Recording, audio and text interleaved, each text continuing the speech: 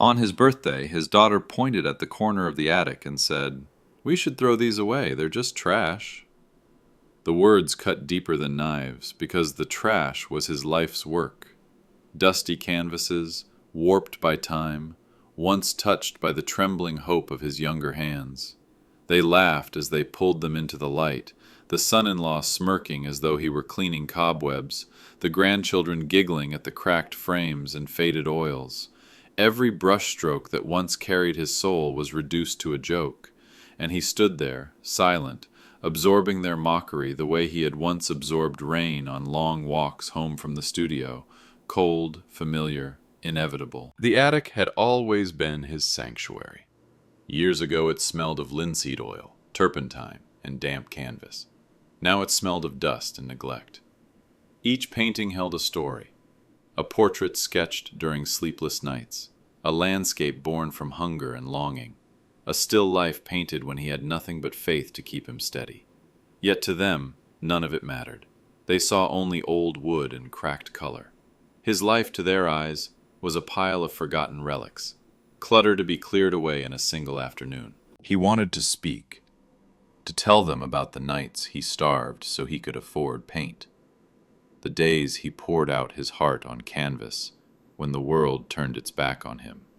He wanted to say that these paintings had once lived in exhibitions, even if only small ones, that critics had once whispered his name, but pride held him still, pride and something sharper, dignity. If they could not see the truth in the brushstrokes themselves, no speech would convince them. So he let their laughter wash over him, heavy as rain. The son-in-law held up a canvas, its colors dulled by dust, and turned it sideways like a broken piece of furniture. "Maybe we can sell these for the frames," he chuckled, as if the wood were worth more than the art. The daughter nodded, already calculating how much space they could free in the attic. The grandchildren snapped pictures on their phones, mocking the ugly faces and weird shapes, their laughter echoing against the beams of the ceiling. None of them saw the trembling in his hands, the weight in his chest, the quiet agony of being erased in the very house he had built for them. But he remained silent. He had known rejection before, by galleries, by critics, by patrons who dismissed him as an amateur. He had survived poverty, hunger, loneliness, yet nothing stung more than being laughed at by his own blood, in his own attic, surrounded by the echoes of his own life's work. They thought they were clearing space. They did not realize they were trampling on a man's soul. He turned away, walked slowly down the attic stairs, and left them to their laughter. He knew the world had a cruel sense of timing. What they mocked today would one day stand before them like a mirror, showing them what they had thrown away. And when that day came, it would not be his voice that proved them wrong. It would be the paintings themselves. Friends, let me pause here for a moment. Tell me in the comments, where are you listening to this story from? Has something similar ever happened in your life? Don't forget to subscribe, hit the bell, and share this video with your friends, because with your support, we can keep growing this channel together. And now, we continue. They moved through his studio as if it were nothing more than a storage room. The chair where he had once sat for hours, brush in hand, searching for the right shade of color, was buried under a stack of frames they tossed there without care. His easel, worn smooth by years of use, was pushed against the wall, blocked by boxes filled with holiday decorations. His brushes, some of which had traveled with him through decades of struggle, their handles stained by both pigment and memory, were swept into a plastic bag, dismissed as though they were no different from broken pencils. To them, it was cleaning. To him, it was erasure. He stood in the doorway, watching the slow dismantling of the space that had once been his sanctuary. This room had carried his secrets, his failures, his triumphs. Its air had once been heavy with the smell of oil paint, alive with the quiet intensity of creation. Now it smelled only of dust stirred by careless hands. The walls, once lined with canvases that spoke of his soul, became bare, stripped of their meaning. They thought they were doing something practical, efficient, reclaiming space. What they were really doing was stripping away the last evidence that he had ever been more than just old. They laughed as they worked, making small jokes about the weird colors and ugly faces in the paintings they found. The son-in-law cracked a remark about how no one in the modern world would ever hang such things on their walls. The daughter nodded, though her smile was thin, her silence saying more than her words could. The grandchildren, their eyes glued to phones, barely noticed him at all. They snapped pictures not because they admired the art, but because they wanted to share a laugh online. His stories, once spoken in this very room, had become noise to them, something to be endured, not cherished. Respect had left long before anyone realized it was gone. It did not slam the door as it departed. It slipped quietly out of the house, unnoticed, like a shadow at dusk. They did not even feel its absence, but he did. For him, the air was suddenly heavier, harder to breathe. The silence of disregard weighed on him more than any insult ever could. He remembered the nights when this room had been alive with possibility, when he had leaned over the canvas, hungry and tired but filled with purpose. He remembered the thrill of capturing light on a page, of creating something from nothing, of pouring his own heartbeat into paint. Back then, this room had been his cathedral. Now, it was being reduced to a closet. But he did not stop them. He did not raise his voice or defend what they treated as clutter. He stood still, dignity wrapped around him like a cloak. To argue would have been to beg for recognition, and his pride would not allow it. So he let them move his world, piece by piece, stacking memories in corners, throwing fragments of his life into boxes. They thought they were cleaning space for their future. They did not realize they were burying his past alive. And yet, beneath the quiet ache, a strange certainty grew inside him. They could cover his chair with frames, bag his brushes like garbage, mock his canvases as worthless, but the truth lived deeper than their blindness. His name, though forgotten in his home, was still etched in records, still alive in catalogs, still whispered in places they did not know. They could erase him in their house, but they could not erase him from history. One day, when the world placed those paintings back into the light, it would not be their laughter that filled the air. It would be silence, awe, and regret. He waited until the house was quiet. The laughter from earlier in the day still echoed faintly in his mind. The careless remarks about old junk and worthless frames that his family had thrown around so easily. In the dim light of his studio, now stripped and rearranged, he bent down to a corner where a small tin box lay hidden beneath an old cloth. His hands trembled slightly as he lifted it, not from weakness, but from the weight of what it carried. Inside were pieces of a life they had chosen to forget. A folded exhibition flyer from the late 1970s, edges yellowed but the print still legible, announcing a small gallery show where 3 of his paintings once hung beside others who had gone on to recognition. A letter written in uneven type, signed by a young museum intern who had admired his work and promised to follow his career, a letter filled with sincerity that had once given him hope. And at the very bottom, a certificate from a jury award at a regional competition, faded, nearly brittle with time, but proof that once, long ago, his name had been spoken with respect. He stared at these relics for a long time. Each one was a fragment of dignity, of memory, of worth. Not wealth, not glory, but evidence that he had lived as more than a shadow. He thought of bringing them downstairs, of showing them to his daughter, of placing them in his grandchildren's hands so they might understand that the man they laughed at had once been seen, once been valued. But pride kept him still. He would not beg for space in his own house. He would not plead for recognition in a home built with his labor. If they could not see it on their own, if their eyes could not read the truth written in his silence, then no document, no award, no letter would change their hearts. So he locked the tin box again, the click of the latch sharp in the silence. It was not just a box of memories. It was a vault of identity, a quiet proof of existence. He slid it back beneath the cloth, back into the shadows, as though tucking away a piece of himself. He told no one, said nothing, and walked away. His silence pressed against the walls of the house, heavy and invisible, yet louder than their chatter. They thought his silence meant surrender. They thought it meant he accepted his irrelevance, that he was too weary to fight for his place. But in truth, his silence was armor. It was the shield of a man who knew his worth did not need their approval, of a man who trusted that time, though cruel, could also be just. His dignity forbade him from lowering himself to their level, from arguing for scraps of respect. He carried his silence with the weight of a crown unseen. And yet, even as he walked away, the ache was sharp.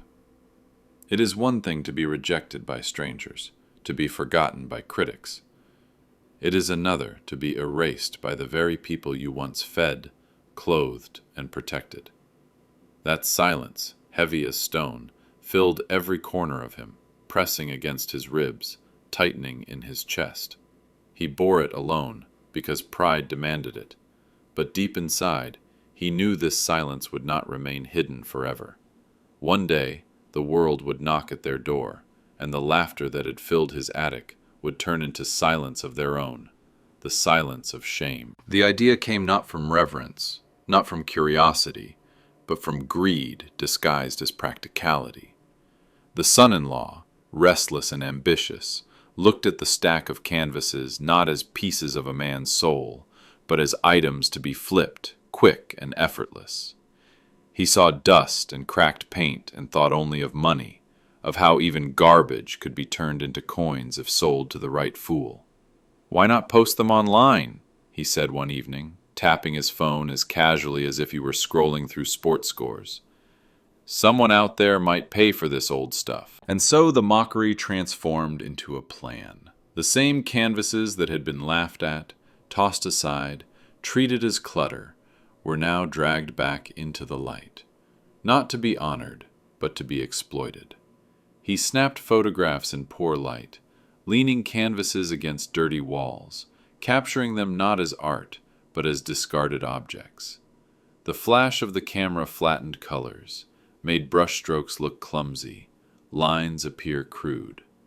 The captions he typed were half smirk, half dismissal. Vintage amateur oil painting, odd faces, quirky style, cheap. He listed them like broken chairs, like tarnished lamps, unaware that every word betrayed his ignorance. The daughter stood nearby, torn between unease and compliance. She did not laugh this time, but neither did she stop him. Her silence once again became her betrayal. She watched as her husband reduced her father's life to a cheap gamble, a quick profit, and she let it happen. Perhaps she thought it was harmless. Perhaps she wanted to believe that nothing was lost in trying. But deep down, she knew what those canvases meant, even if she chose not to admit it.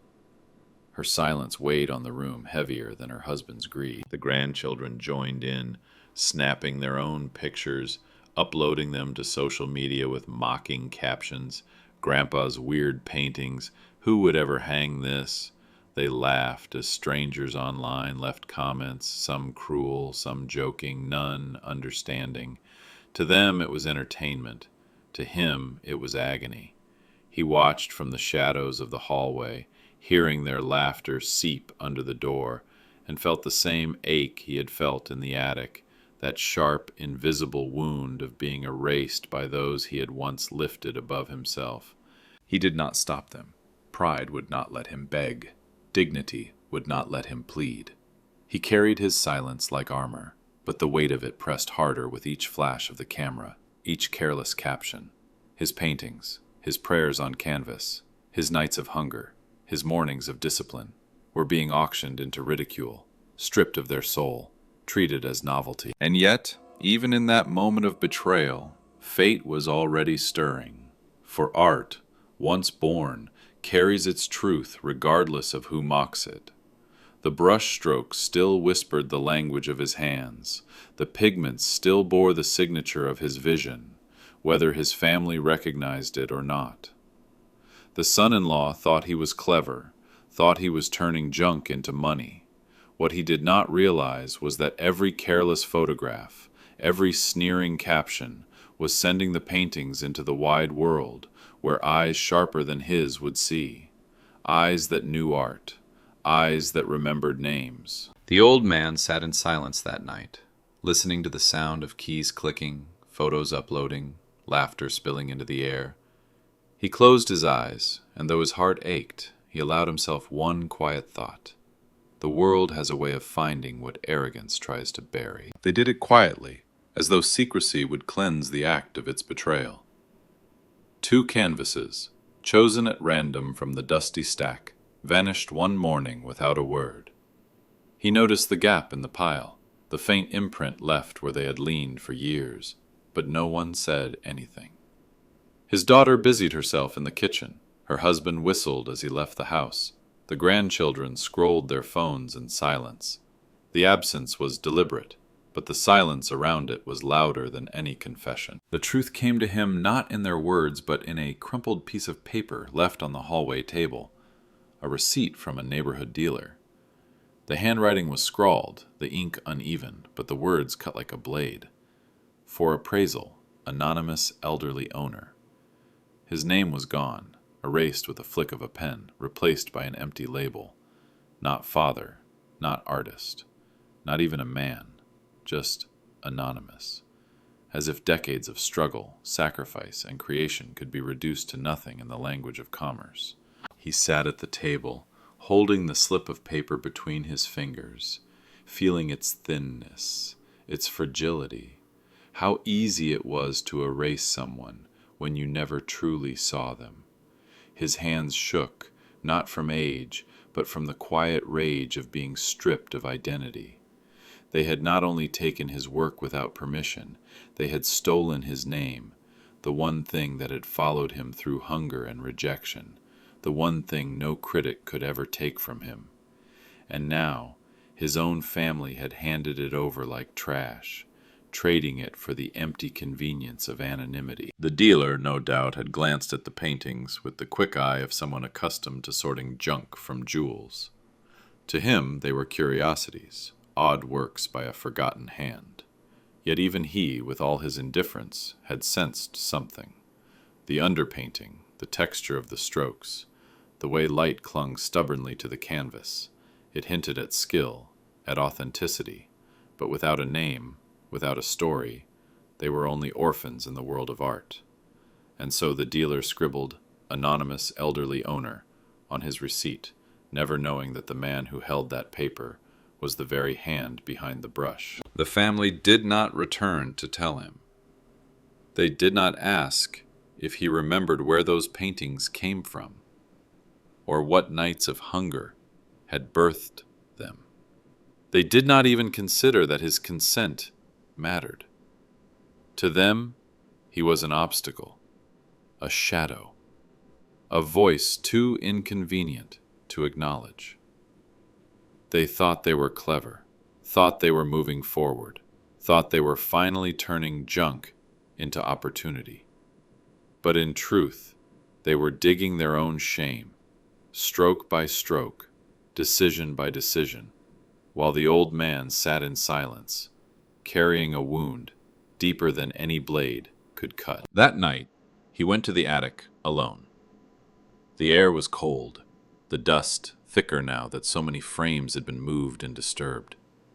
He stood before the diminished stack of canvases, touching the edges of those that remained.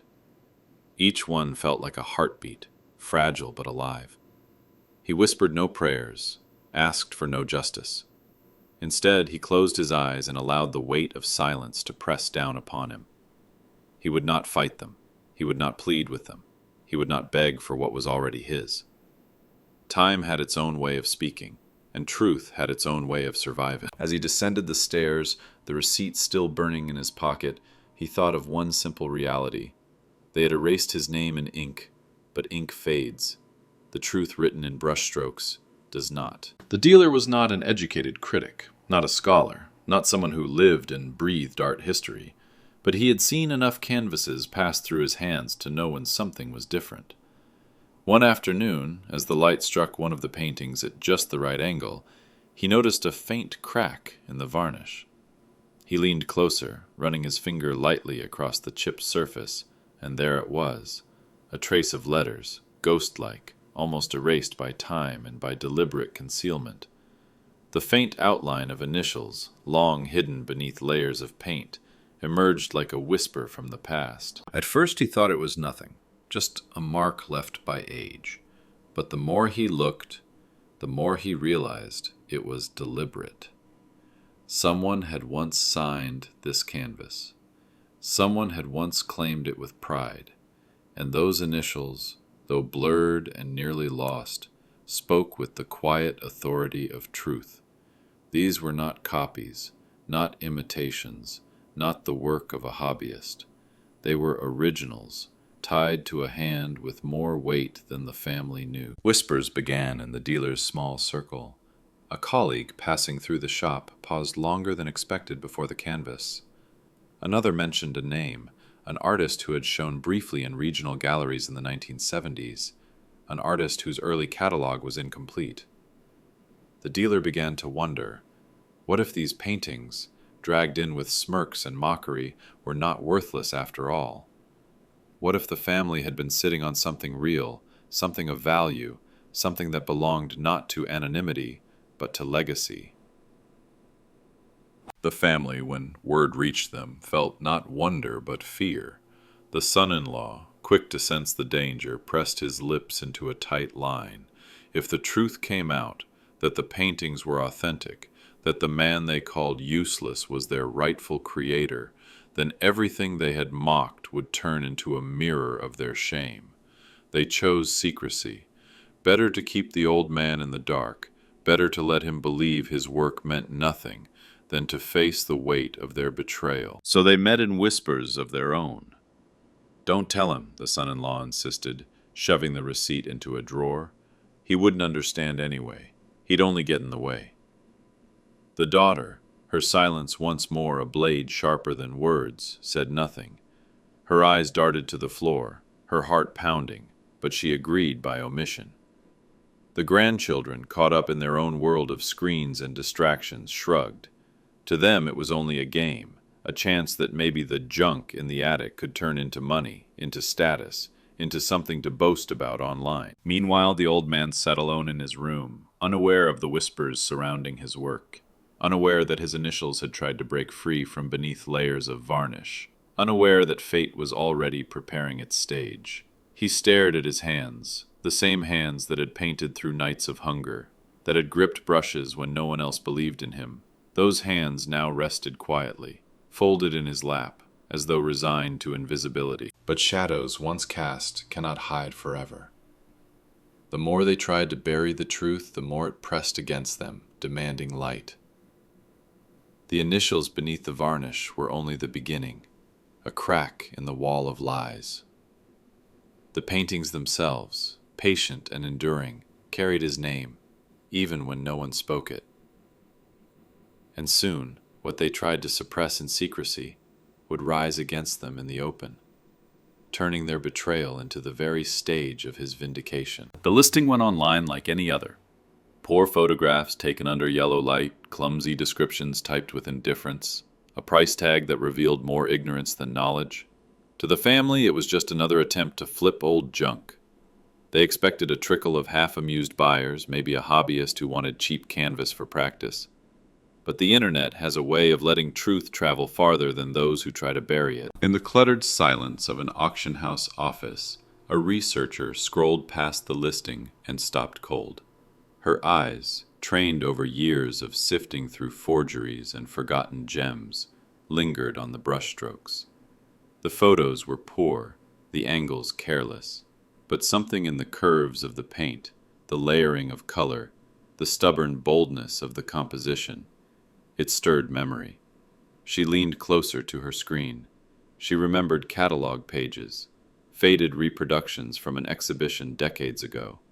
The name was faint in her memory, but the hand was unmistakable. She did what scholars do.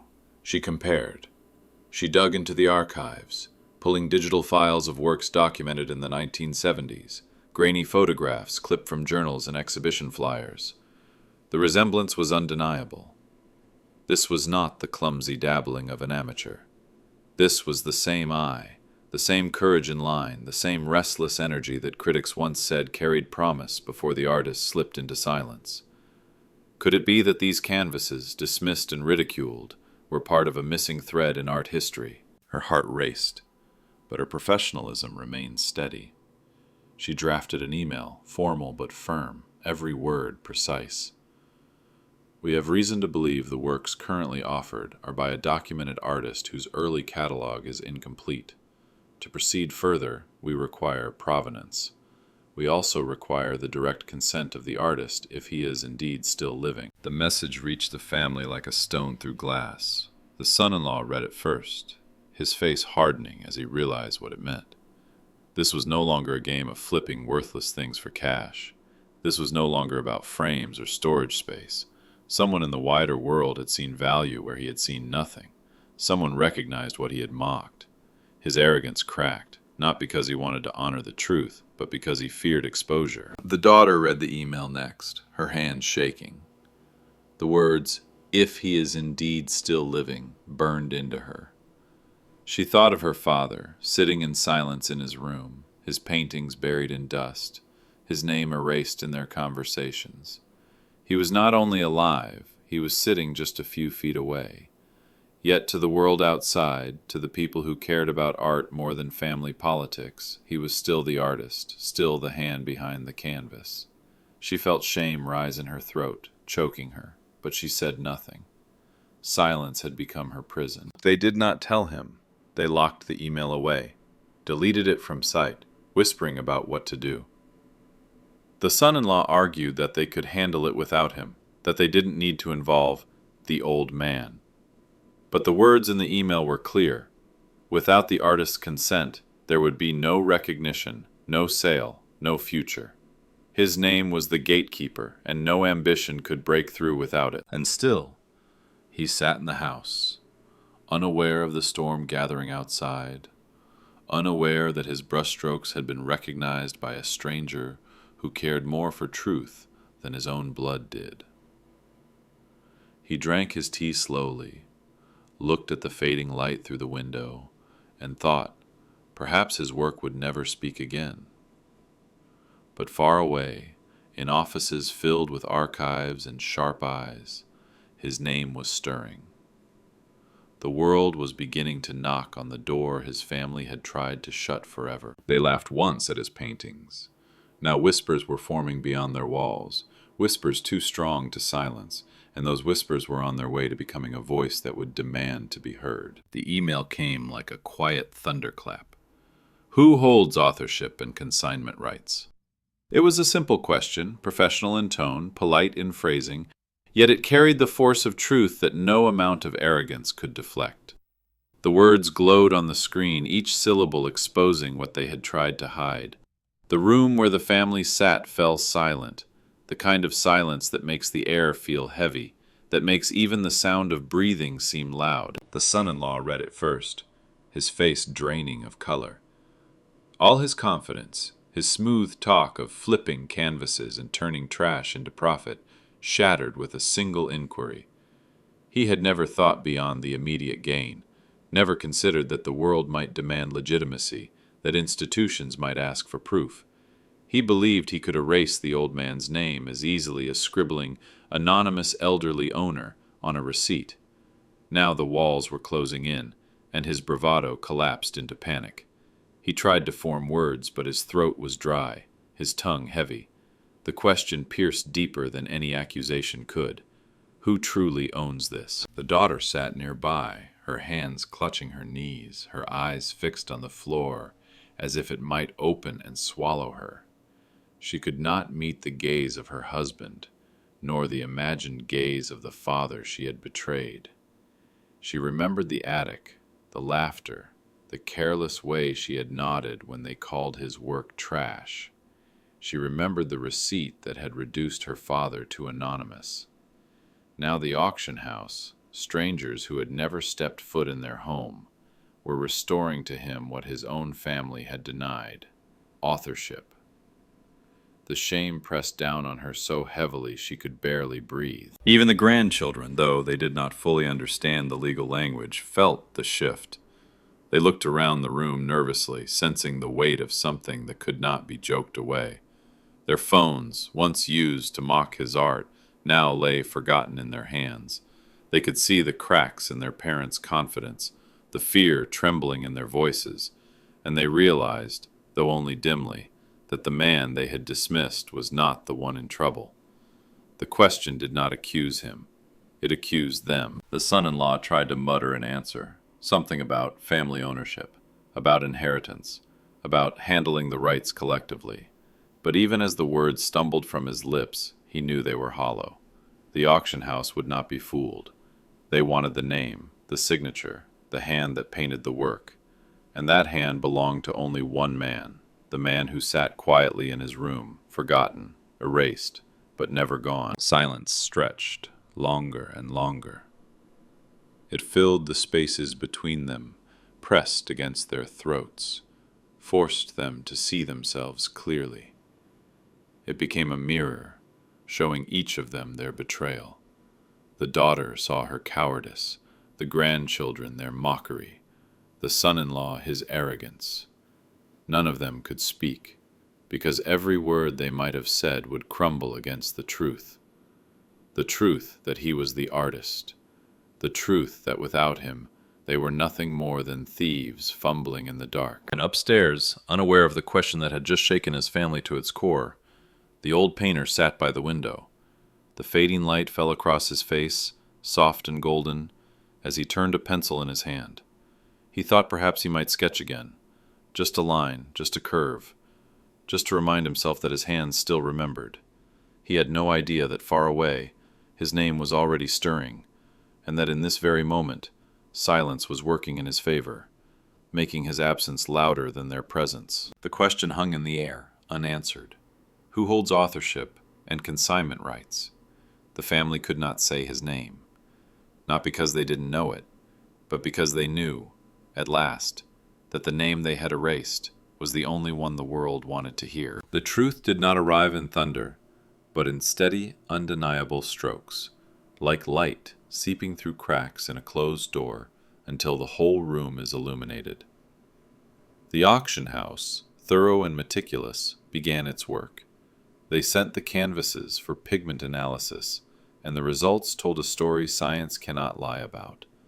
The blues carried traces of a rare chemical mixture discontinued decades ago. The reds bore the fingerprint of a batch sold only to a handful of European suppliers in the early 1970s.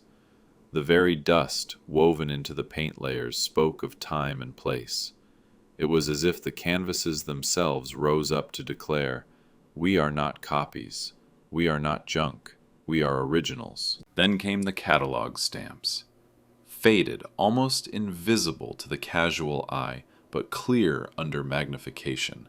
Small marks from a regional exhibition, 1974. The same exhibition where a quiet man had once hung his work, trembling with hope, believing perhaps this was the beginning of recognition. Records showed the names of those who had submitted, and there among them was his. Not anonymous, not erased. His. Finally, the registration card. A thin piece of paper stored in a museum archive, untouched for decades. On it, his handwriting, firm, deliberate, signing in for the show. The description of the painting matched perfectly with the work now sitting under the cold lights of authentication. That card, pulled from the past like a buried relic, carried the weight of absolute proof. The evidence aligned like constellations across the sky, impossible to ignore. The auction house, in its calm professionalism, sent its conclusion. The works are authentic. The artist of record is still the primary rights holder. Without his signature, no transaction can proceed. The son-in-law felt the words like a hammer blow. Everything he had tried to build on arrogance and secrecy collapsed with cruel precision. He had thought himself clever, thought he could slip past the truth. But the documents, the science, the history, all conspired against him. No speech could erase the ink of a registration card. No smirk could silence the pigment analysis. No mockery could undo the stamp of time. His pride was stripped bare, leaving only the smallness of his schemes. The daughter wept quietly in her room, holding her phone as if it burned her hand. She remembered the day in the attic, her laughter, her silence, her consent to his erasure. And now she read words that the world already knew. Her father was the artist, the rightful owner, the man whose name belonged on the wall. She wanted to run to him, to confess, to beg forgiveness, but fear held her down. Fear and shame too heavy to lift. The grandchildren, once gleeful in their mockery, now scrolled through the news of the upcoming auction preview, seeing strangers speak his name with reverence. The man they had called irrelevant was suddenly important, not only to them but to the wider world. Confusion clouded their young hearts.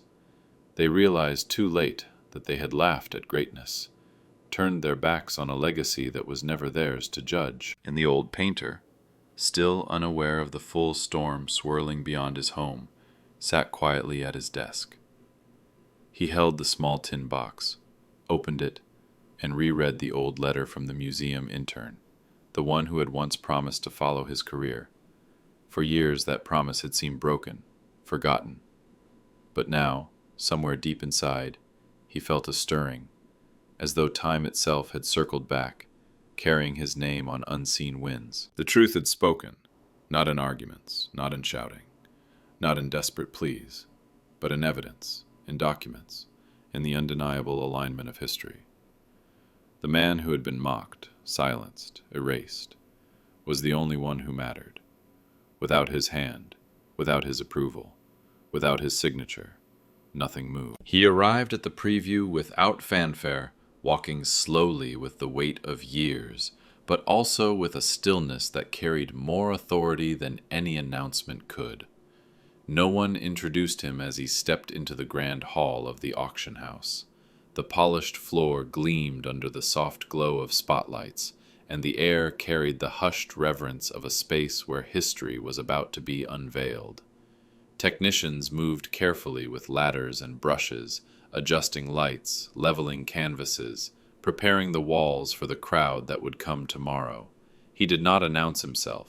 He simply stood, watching as strangers handled his life's work with the kind of respect his own family had denied him. On one wall, a wide strip of clean space had been left bare. Above it, a stencil lay waiting, the cutout letters sharp, precise, unyielding. His name. Soon it would be painted in bold black across the surface, higher than the heads of those who had laughed at him, larger than the whispers that had once reduced him to nothing. He saw the letters in outline, and for a moment his chest tightened. It was not pride that filled him. It was something deeper, quieter. Vindication. A justice that came not with noise or fury, but with patience, rewarded at last. The son-in-law had followed him there, though from a distance lurking by the entrance as if he were afraid to step into the light. His face was pale, his jaw clenched. He had expected, perhaps, that the old man would turn to him with anger, with gloating, with words that would cut like knives. But the old man said nothing. He simply watched the technicians at their work, his silence filling the hall like a tide rising against the shore. It was worse than fury. Fury could be argued with, dismissed, resisted. Silence could not. Silence was unanswerable. The daughter lingered too, her eyes wet, her body tense. She had rehearsed apologies in her mind, but none left her lips. She knew they would crumble in the face of his calm. His silence did not need her excuses, did not beg for her regret. It already said everything. He had been right to endure, right to remain patient, right to let truth speak for itself. Her shame deepened as she realized she had no place in this moment, no share in the dignity that now crowned him. The grandchildren, restless and uncertain, whispered to one another. They could not understand how the man they had mocked was suddenly the center of the room, even as he stood apart from it. They saw strangers nod respectfully toward him, auction staff addressing him as Sir without hesitation, curators glancing his way as though he were already written into the story of the evening. Their young minds struggled with the weight of it, that the man they had dismissed as irrelevant was the very reason the hall hummed with energy. He moved closer to one of the canvases, its surface glowing under the angled lights. He had painted it in a tiny rented room, when hunger gnawed at his stomach and hope was the only thing that kept his brush moving. Every stroke was a memory of sacrifice, of longing, of survival. And now it hung here, framed, lit, prepared to be unveiled not as clutter, but as art. He reached out and stopped just short of touching it. His hand trembled, but not with weakness, with the ache of recognition. The painting had outlived his shame. He did not gloat. He did not smirk or look for the faces of those who had mocked him. His dignity was far greater than vengeance. He simply breathed, slow and steady, as if letting the years fall away, as if standing once more in the skin of the young man he had been, daring to believe the world might see him. Now the world was about to. Around him, the room adjusted to the truth. His silence pressed against every wall, settled into every shadow. It did not need explanation. It did not need permission. It was the kind of silence that tells its own story, that weighs heavier than words, that leaves no space for denial. Tomorrow, when the crowds arrived and his name was painted in bold on the wall, no one would remember the laughter in the attic. They would remember this silence, this presence, this quiet dignity that filled the hall without a single sound. And in that silence, he reclaimed not just his art, not just his name, but himself. The moment came without applause, without grand speeches, without any of the drama his family expected. It arrived quietly, as truth often does, steady and unshakable. The auction specialist, a woman who had studied his canvases with the patience of a historian, finally stepped toward him. Not toward the son-in-law, who hovered nervously by the door. Not toward the daughter who lingered with her head bowed.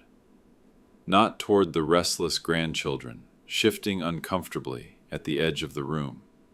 She walked directly to him, her eyes clear, her voice calm. "We'll print your name on the wall and on the catalog," she said. "Your approval decides everything." The words were not loud, not embellished, but they carried the weight of a verdict. And in that instant, decades of erasure collapsed.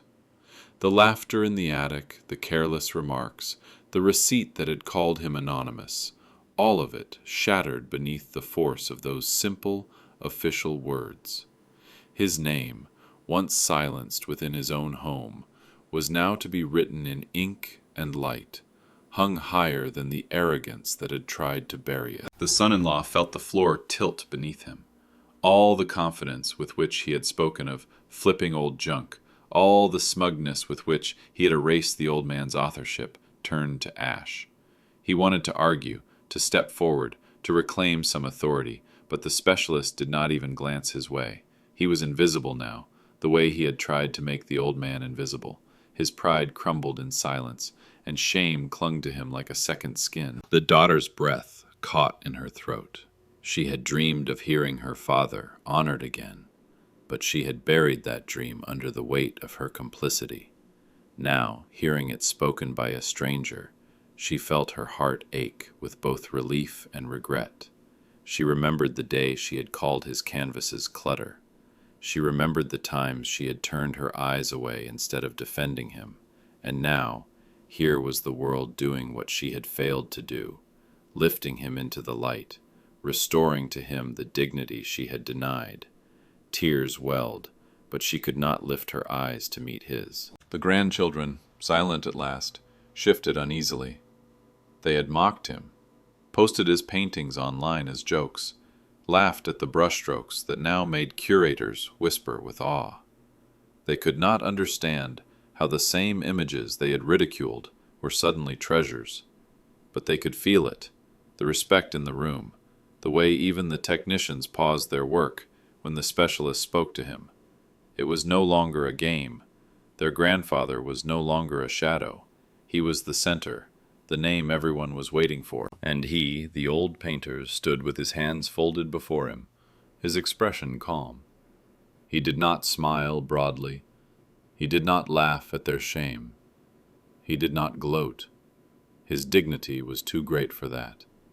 He simply inclined his head, as though acknowledging something he had always known, that time, though slow, never lies. Respect had not been stolen from him, it had only been delayed, and now it returned, not with fanfare, but with quiet inevitability. The specialist held out the proof sheets for the catalog. There, in bold type, was his name. Not hidden in initials, not scratched out by receipts, not lost under varnish. Clear, proud, undeniable. She placed the papers gently before him, waiting for his nod. When it came, small and steady, it carried more weight than any speech could. Respect filled the room. It was not the applause of crowds, not the clamor of recognition, but something deeper, a reverence that moved without sound. At last he was seen. At last he was heard, without ever having to raise his voice. The catalog was still warm from the printer when his family saw it for the first time. His name was there, in black letters, not hidden, not tentative, not erased. Printed bold across the page, repeated beneath each photograph of his paintings. For a moment they stared in silence, their faces pale. The son-in-law's lips parted as if to speak, but no words came. He had spent weeks mocking those canvases, reducing them to junk, posting them online with sneers. Now the world beyond their house whispered the name he had tried to bury, and whispered it with reverence. His arrogance shrank into panic, the kind of panic that has nowhere to escape. The daughter's hands trembled as she held the glossy pages. She saw the brushstrokes enlarged, the colors restored by professional lighting, the walls where curators planned to hang his work. She remembered the attic dust, the laughter, the day she had nodded in agreement when her husband said, "Trash." That nod now felt like a dagger twisting in her own chest. She wanted to cry, but she swallowed it down, too ashamed to let the tears fall. What good were tears when the betrayal was already written in her silence? The grandchildren, curious and unsettled, flipped through the pages with wide eyes. Their laughter from months ago haunted them, the jokes, the captions, the careless photos they had posted online. Now, strangers they had never met, paused before those same canvases, not to laugh, but to study, to admire, to whisper with awe. For the first time, the children felt the sharp sting of realizing they had mocked what others cherished, that they had ridiculed greatness without ever seeing it. Their eyes darted nervously toward their grandfather, then dropped to the floor. The day of the preview arrived. The hall filled with visitors, collectors in dark suits, students with sketchbooks, journalists with pens poised to capture a rediscovered story. The paintings, cleaned and framed, glowed under carefully placed lights. People stopped in front of them, tilting their heads, stepping closer, murmuring to one another about composition, technique, history, and always, beneath those murmurs, his name, spoken softly, respectfully, as if the very act of saying it required care. His family stood at the edges of the crowd, watching strangers speak his name with a reverence they had never given him. The son-in-law flushed with embarrassment, shrinking into the background. The daughter wept quietly, though she tried to hide it behind her hand. The grandchildren stood in silence, their pride dissolved into something raw and new, regret. The old man did not look at them. He did not need to. His silence was enough, and in that silence, their shame grew unbearable. He himself moved slowly through the room, pausing here and there, not to boast, not to claim, but simply to see. He watched people stand before his work with furrowed brows, with softened eyes, with wonder.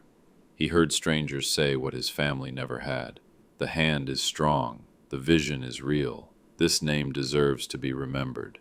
He did not smile, but inside he felt the weight lift from his chest, a weight carried for decades. They had called his work weakness. Now the world had crowned it strength. And as the evening light filtered through the high windows of the auction house, it seemed to fall on him like a benediction. He did not need apologies. He did not need their words. The reverence of strangers had already restored what his own family had stolen. Their faces, pale with embarrassment and heavy with regret, were not his victory. They were simply the truth, revealed at last. What they had once laughed at now stood taller than their pride. What they had erased now glowed brighter than their arrogance. And the man they had silenced stood at the center, saying nothing, letting the truth speak for him. The papers were set before him, the contracts drawn up, the terms awaiting his hand. He did not rush. His fingers lingered over the pen, not with hesitation, but with the steady patience of a man who had waited decades for this moment. The family held their breath, fearing that he might unleash anger, that he might humiliate them before the world. But his silence was his crown, and his justice would come not through fury, but through principle. He signed slowly, deliberately, and in that moment his dignity filled the room more powerfully than any speech could. When the agreements were finalized, he made one quiet request that silenced even the auction specialists. A portion of the proceeds, he said, must go to establish an art scholarship, funding young painters who struggled as he once had, children who might have talent but no voice. The rest he directed toward old debts and obligations, the quiet burdens he had carried without complaint. Not a cent was dedicated to pride, not a cent to luxury. His choices were not about revenge, not about proving anyone wrong, but about giving meaning to what he had suffered for. The son-in-law felt the sting of those terms like a blade. He had hoped for gain, had dreamed of wealth slipping into his pockets. Instead, he watched as the old man, the one he had mocked as irrelevant, dedicated everything to principle, to dignity, to a purpose beyond selfish desire. The daughter wept silently, for she knew she had been written out of the story, not by punishment, but by her own betrayal. Even the grandchildren, confused but attentive, felt the gravity of his decision. He had chosen legacy over anger, truth over vengeance. And so justice came, not with raised voices, not with bitter speeches, but with quiet strength. He had no need to gloat, no need to scold. His very signature, placed calmly on the page, was justice enough. The world now recognized what his family had refused to see, and he had turned that recognition into something greater than himself.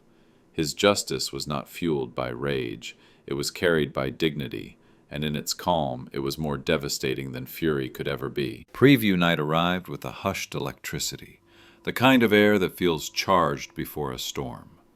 The hall glowed under soft lights, every canvas mounted with precision, every frame polished until it gleamed. His name stretched across the wall in bold black letters, not whispered in secrecy, not hidden behind labels like anonymous, but proud, visible, undeniable. Strangers who had never known his story paused beneath it, tilting their heads upward as if those letters themselves carried weight.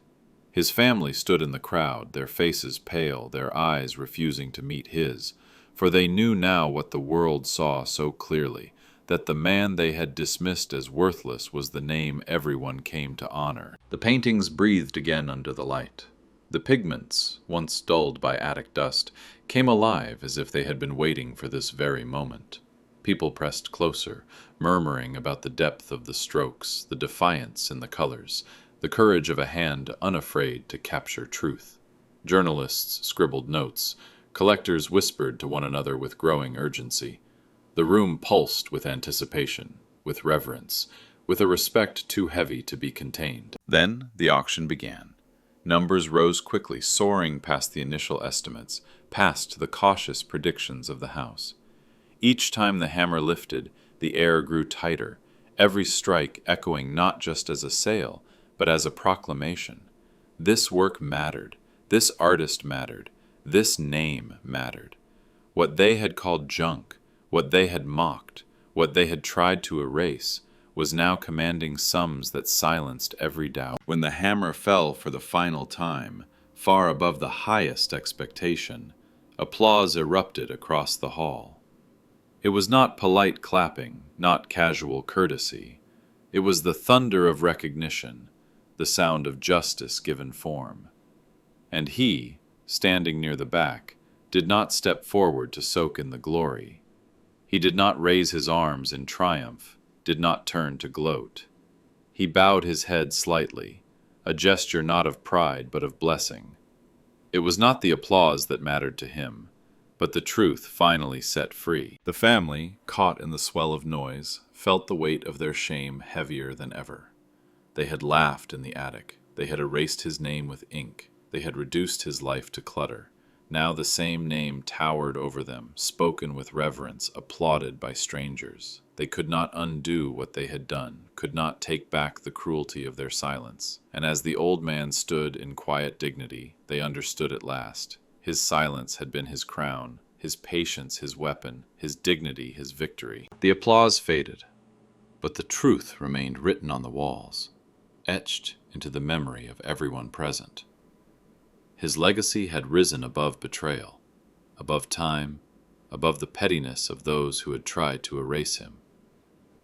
In that hall, under the lights, with his name glowing above his work, he needed nothing more. Years passed, and the laughter of the attic became nothing more than a shadow no one dared recall. The old painter's name, once mocked and silenced, now lived in stone, in paper, in memory. A plaque hung at the entrance of an art school, his name engraved not as a whisper but as a testament. The man who painted with hunger in his belly, with silence on his lips, with dignity in his bones. Students walked beneath it each morning, carrying their sketchbooks, their faces lit with the kind of hope he once carried alone. They did not know the pain he endured in his own home, but they knew the story of his unveiling, the day his art rose from dust and commanded reverence. To them, he was no longer just a name. He was a lesson, a warning, a light. Scholarship letters began to arrive in small apartments, in rural villages, in hands that trembled with disbelief. Young artists who had nearly abandoned their dreams opened envelopes sealed with his name, and inside they found not only support, but validation. Someone believed in them. Someone had carved a path for them. They read his story in quiet awe, learning how dignity can endure betrayal, how patience can outlast humiliation, how silence can thunder louder than fury. His legacy breathed through every stroke they painted, every canvas they dared to fill with their own truth. The family carried their shame quietly through the years. They no longer laughed at his paintings, no longer dismissed his silence. They could not escape the memory of strangers speaking his name with reverence, of walls painted with his identity, of applause that shook the air while they stood diminished in the corner. At gatherings, they avoided the attic story, for it had transformed into a mirror too painful to face. The grandchildren, grown now, sometimes paused when passing his plaque, and their hearts ached with the knowledge that they had once mocked what the world now cherished. Their regret was heavy, but his legacy was heavier still, unyielding, eternal. And the world remembered not the attic, not the insults, not the erasure. They remembered the wall at the auction house, the hammer that fell to thunderous applause, the quiet bow of a man who did not gloat, but blessed the moment. They remembered the dignity of silence, the justice without fury, the crown that could not be stolen. His name became more than letters. It became a truth. Respect cannot be stolen. It cannot be erased. It cannot be taken by arrogance or neglect. Respect is earned, carried, endured, and once revealed, it outlives betrayal. And so his story lingered in classrooms and auction halls, in the whispers of students and the pride of strangers. The man they once called irrelevant became eternal, not in vengeance, but in dignity. His legacy, written in pigment, in silence, in patience, stood taller than time.